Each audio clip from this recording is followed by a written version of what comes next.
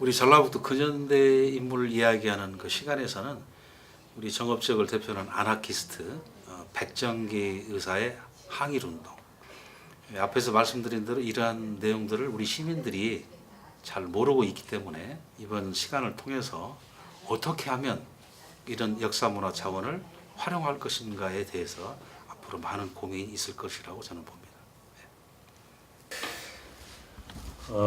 오늘은 전라북도의 근현대 인물 이야기입니다. 이제 여러 우리 역사적인 인물이 언급이 될 텐데, 자, 아나키스트가 대표적인 인물이 백정기인데 그 안에 백정기사가 제대로 조명을 받지 못했습니다. 독립운동가로서. 그 받지 못한 이유가 뭐냐? 바로 아나키스트를 무정부주의자로 인식을 해왔기 때문에 그렇습니다. 이 무정부주의자들을 공산주의자와 동일한 개념으로 인식을 했어요. 오늘 이 시간에 아니라는 걸 말씀드립니다. 물론 아나키즘을 무정부주의라고 했을 때 그걸 오답 처리할 수가 없어요. 시험에서는 그렇게 굳어졌으니까. 그러나 원래는 여기 써 있죠. 1904년에 일본 동경 게무리야마 센니치로 이 사람이 1904년에 책을 쓰면서 아나키즘을 무정부주의로 번역을 했어요. 이걸 그대로 우리가 따온 겁니다. 근데 원래 의미는 그게 아니에요. 무정부주의라는 것은 정부가 없는 혼동 상태지요. 근데 그 의미가 아니고 어원대로 한다면 없다와 지배자의 합성어입니다. 안과 아르케 합성어예요. 그러니까 인간을 억압하는 요소, 각종 시스템을 배격하는 것이 아나키즘이지 정부가 없는 혼동 상태를 주장하는 주의가 아니라는 거죠. 물론 공산주의와 같은 게 있어요. 사유재산제도를 반대해요. 자본주의 사회를 반대하는 것 같아요. 그러나 공산당에 대한 일당 독재라든지 이건 반대로. 그래서 요즘으로 풀이한다면 아나키즘은 자유연합주의. 메모하시다 검색 한번 해보세요. 이게 얼마나 지금 현대사회에서도 이 이념이 우리 시민운동의 그 바탕이 되는지를 아실 겁니다. 무강권주의, 그렇죠. 자, 이 효창공원에 있는 3.14 묘역만 잠깐 얘기하고 휴식 시간을 갖도록 하겠습니다. 지금 보시는 사진이 서울 효창공원에 있는 3.14 묘역입니다. 지금 이 앞에 있는 이쪽이 순서대로 이봉창, 윤봉길, 백정기사로 되어 있어요. 여기 안내물을 보면 여기에 전북 정읍 출생으로 되어 있는데 출생지는 원래는 부안 동진면 하장이에요. 어린 나이에 4살 정도에서 우리 정읍 영원면으로 이사를 왔죠. 여기 있는 내용 기본적인 사항이 이렇게 오류가 있다는 얘기는 그 안에 그만큼 조명을 받지 못했다는 얘기예요. 자, 여기 한 분이 있죠.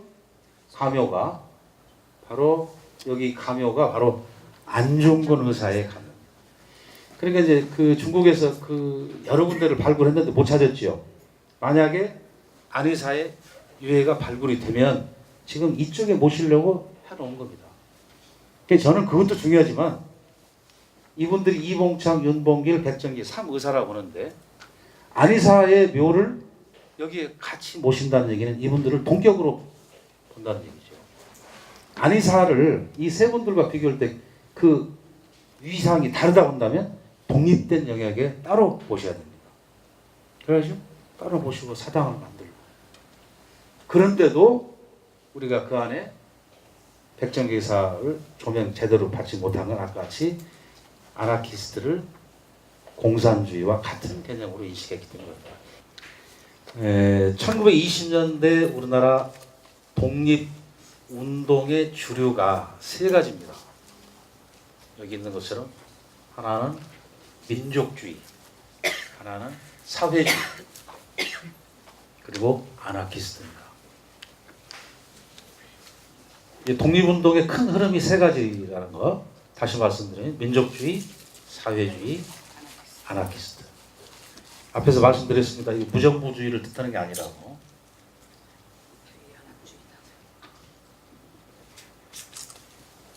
그런데 1920년대 이 세 가지 독립운동의 흐름이 하나에 뭉쳐져서 조직이 만들어집니다.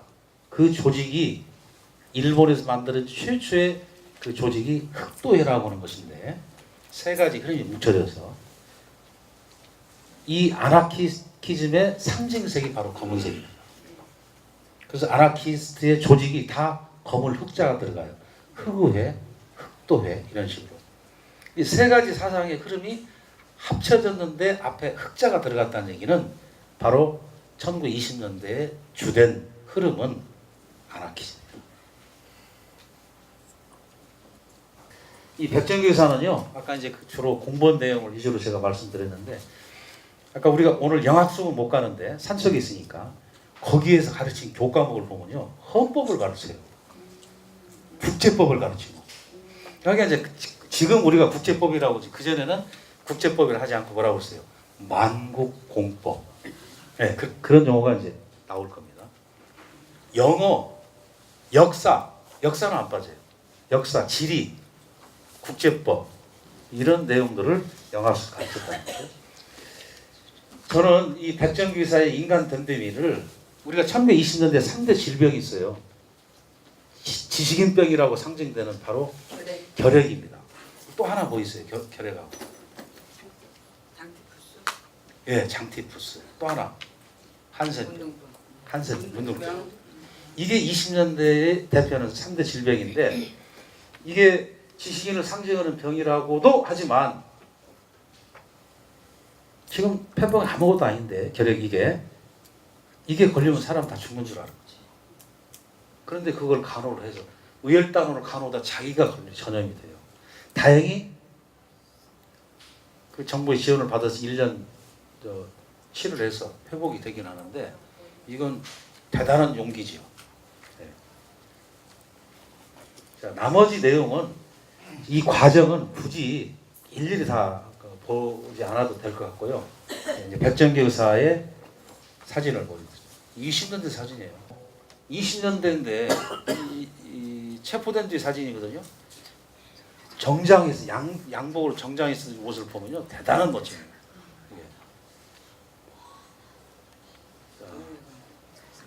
원래는 가난했거든요. 그 부안에서 살다가 영원으로 이사 왔는데 그 기념관 가면 부인 이름이 특이해서 안 잊어버리죠. 조팔락 여사라고. 그 백정기 여사 부인 이름이 조팔락 여사. 처가가 잘 자랐어요. 재산을 떼준다고 해도 안 받잖아요. 그래서 아마 그 가정적으로 굉장히 빈농의 아들로 태어났다고 하는데 영주정사를 거쳐서 창원국수 거쳐서 이런 호남쪽의 그 부연 자제들과 같이 동문수학했다는 얘기는 처가의 도움을 받았을 거라고 저는 봐요. 그렇지 않으면 갈 수가 없죠. 다시 나왔는데. 자, 이제 그 중요한 사실 하나가 있어요.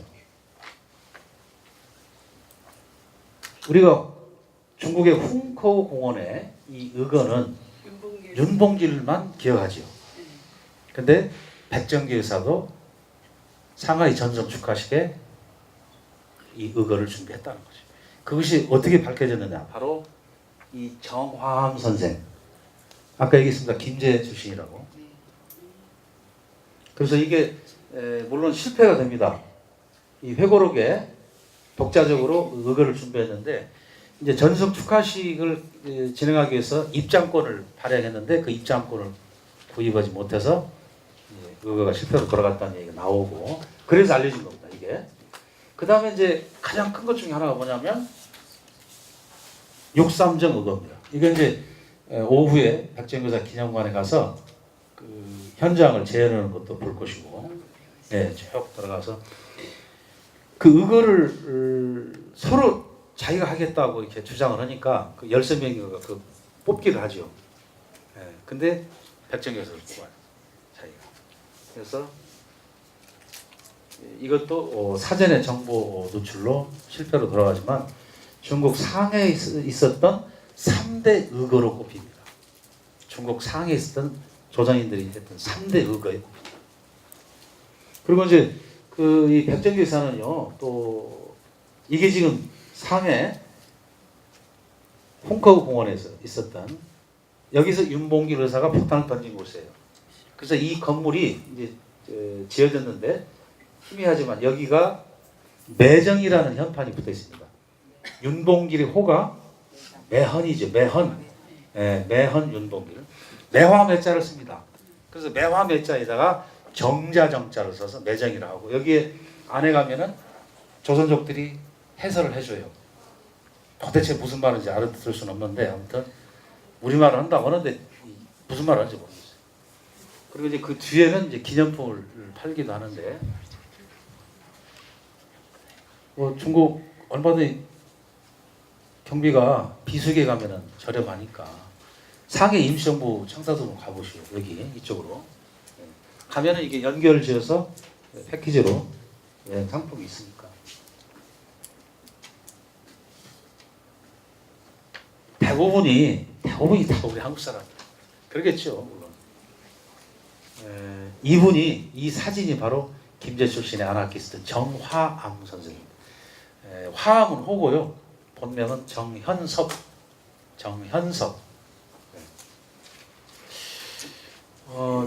그 인상을 보면은 참 그 아주 순한 선비 같은 타입인데 그런 용기가 어디서 나왔는지 모르겠어요. 그래서 이분이 쓴 책 중에 몸으로 쓴 근세사라는 책이 있습니다. 절판돼서 물론 없지만 저희 연구소에서는 그 책을 가지고 있어요. 아주 흥미있게 읽었고 이분에 관한 거요. 이거는 이제 신문 기사에 나왔던 아까 이건 육상정 의거에 관한 언론 기사입니다. 해상도 많이 떨어지네요. 자, 아까 얘기한 정화암 선생 기적비. 이것이 금산사 상가 입구 좌측에 있는 겁니다. 그러니까 이제 대부분이 그러지요. 그 주위를 살피는 게 아니고 어디를 가게 되면 자기가 보고자 하는 것만 앞만 보고 하니까 이게 어디 있는지를 몰라요. 상가 입구라고 있으니까 거기서 아주 바짝 신경을 쓰고 하셔야 이제 안에 있는 걸 볼 수 있어요.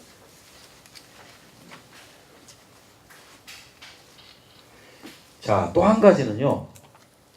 자, 육삼정거는 이제 아까 이 일본 아키라, 일본 공사 아리요시 아키라 6일명이라고 되어 있는데 이 6일명을 죽이기 위해서 아까 그 육삼정거를 준비한 건데 사전에 정보 누설로 실패했다고 그랬죠. 여기에요. 해방 이후에 우리나라 최초의 이게 국민장입니다. 그런데 기록이 없어요. 왜 그럴까요? 왜 최초의 국민장인데 기록이 없을까요? 아나키스트라 그런가요? 이제 그럴듯한 추정인데 정답은 아니고 이 최초의 국민장인데 기록이 없는 이유는 자 연대를 보세요. 46년이면 미군정식입니다. 그래서 이 기록이 없어요. 그래서 기록상으로 우리나라 최초의 국민장은 백범 김구 선생입니다. 그러나 실질적인 이루는 국민장 이루는 백정의사. 그러니까 이렇게 여러 가지 의미가 있어요. 왜 아까 회창공원 처음 사진 봤을 때 324 묘역에 모셔져 있는지 이제 그 진가를 그 의의를 이해할 수 있겠죠. 정부에서도 건국 공로 훈장 독립장이 수여됩니다. 63년에 인정을 받은 거예요. 그러면 정부에서 준 거니까 아나키스트에 대한 그 오해, 인식이 달라진 거 아닙니까? 그런데도 지금 그런 잔재가 남아있다. 자, 정화암 선생은 아까 다른 내용을 얘기하니까 정화암 선생은 학도병 구출 작전 이것만 기억하시는 거예요. 한중 연합 작전 전시 공작대를 조직했다. 37년에 중일 전쟁 이후에 1937년 중일 전쟁 이후에는 한중 연합 작전이 전개가 되죠. 그래서 여기서는 이제 이 정도만 자, 앞에서 말씀드린 중국 상하이 3대 의거가 바로 윤봉길의 훈커공원 의거, 김원봉의 의열당, 황푸탄 의거. 이 황푸탄 의거라니까 좀 생소할 텐데 중국 상해에 가시면 상해 앞을 흐르는 강이 있어요. 그게 황포강입니다. 예, 그래서 그 장개석 있을 때는 황포 군관학교가 있었어요. 김원봉이 거기를 다니고 그렇잖아요. 그래서 백정기 의사의 육삼정 의고와 함께 중국 상해에서 있었던 3대 의거로 꼽힌다. 근데 이런 사실조차 모르니까.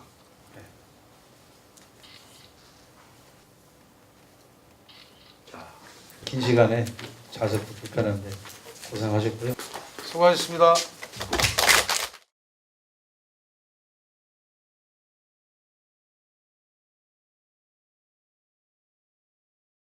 우리 정읍의 아나키스트 백정기 의사 기념관을 한번 둘러보겠습니다.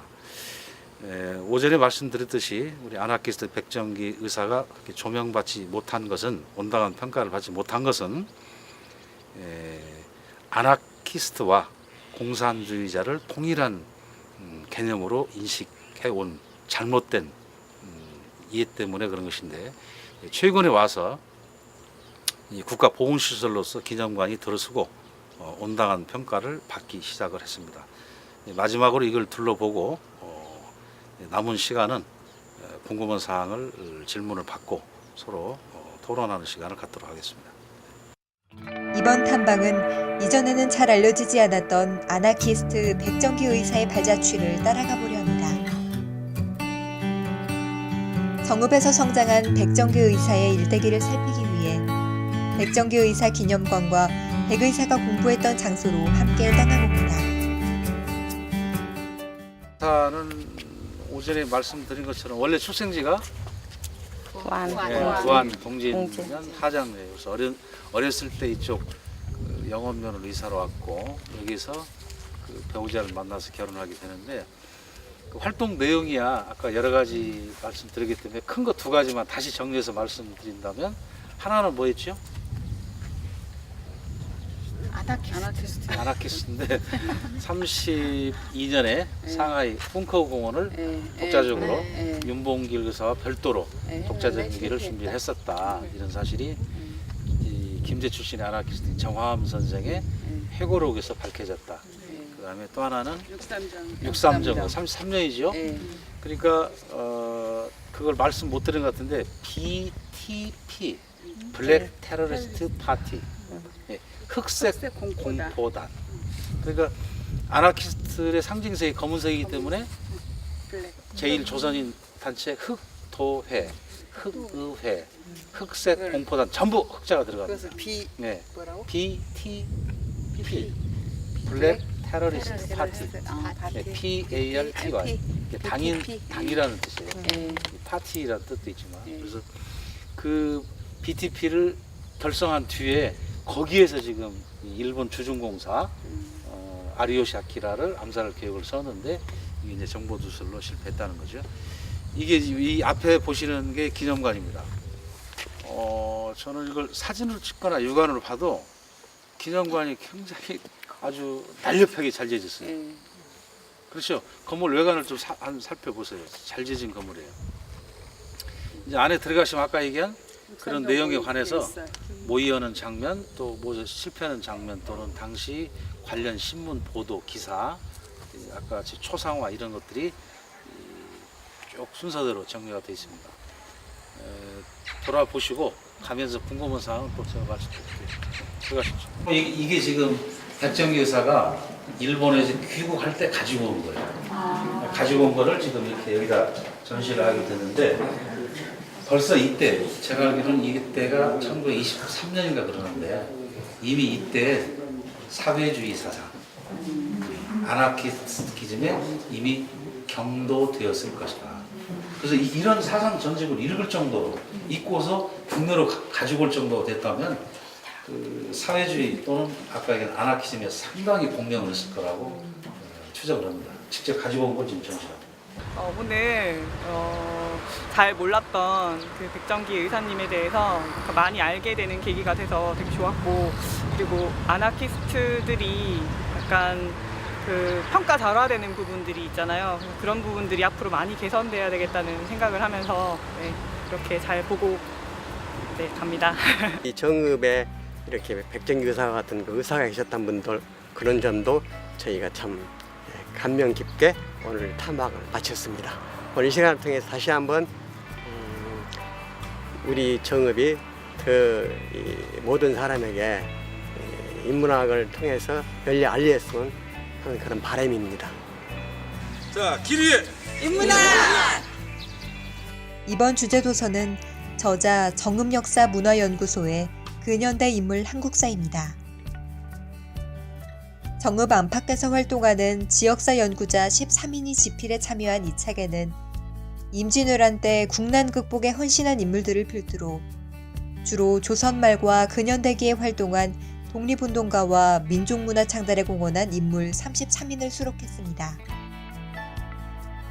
책에는 그동안 지역에 잘 알려지지 않았던 60만 세운동의 주역인 산후면 출신 이동환 선생과 조선어학회 사건과 우리말 큰 사전 편찬의 주역으로 활동한 권순욱 선생의 생애와 활동상이 새롭게 조명되어 있습니다.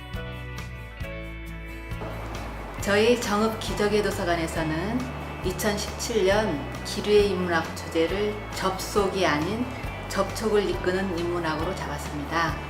스마트폰의 발명과 발전의 힘은 인문학과 결합되어 놀라운 결과를 만들어냈다는 스티브 잡스 말처럼 때와 장소에 관계없이 수시로 이루어지는 핸드폰 접속에는 반드시 인문학적인 접촉이 선행되어야 하고 그 중심에 도서관이 있어야 한다는 취지로 기류의 인문학을 진행하고 있습니다. 2017 도서관 기류의 인문학 프로그램을 운영하고 있는 정읍 기적의 도서관은 2008년 5월 23일 개관했습니다. 기적의 도서관은 정읍의 아이들에게 영원한 고향의 일부가 되고자 하는 마음으로 문으로 들어오는 순간 책의 세계가 펼쳐주는 무한한 상상과 창조의 나라로 어린이들을 초대합니다. 구름방, 달팽이방, 무지개방과 같은 다양한 독서 공간을 아이들에게 제공해서 어린 혼들이 맘 놓고 춤출 수 있는 즐거운 쉼터, 매혹의 땅, 만남의 장소로 자리매김하고 있습니다.